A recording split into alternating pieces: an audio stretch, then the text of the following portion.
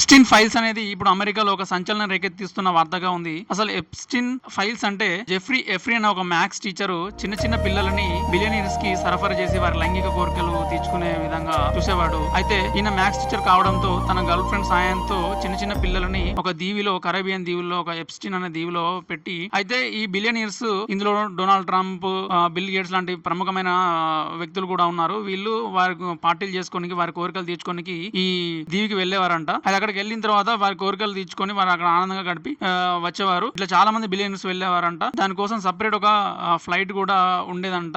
అయితే ఈయన అవన్నీ రికార్డ్ చేశాడంట. ఇది ఎప్పటికైనా ప్రమాదం అని చెప్పి ఈయనని చంపేయడం కూడా జరిగింది. ఆయన మొదటిసారిగా 2008లో అరెస్ట్ కావడం జరిగింది. ఈ పెద్దల సాయంతో ఆయన వస్తూ వెళ్తూ ఉండేవాడు. 2019 ఆగస్టు 10న జైల్లోనే చనిపోవడం కూడా జరిగింది. ఆయన చనిపోయినప్పుడు సీసీ కెమెరాలు కూడా పనిచేయలేదు. దానిపైన కూడా ఇన్వెస్టిగేషన్ జరుగుతుంది.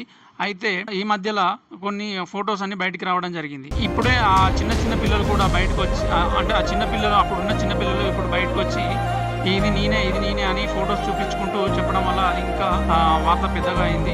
దీని గురించి పూర్తి ఇన్వెస్టిగేషన్ జరుగుతుంది.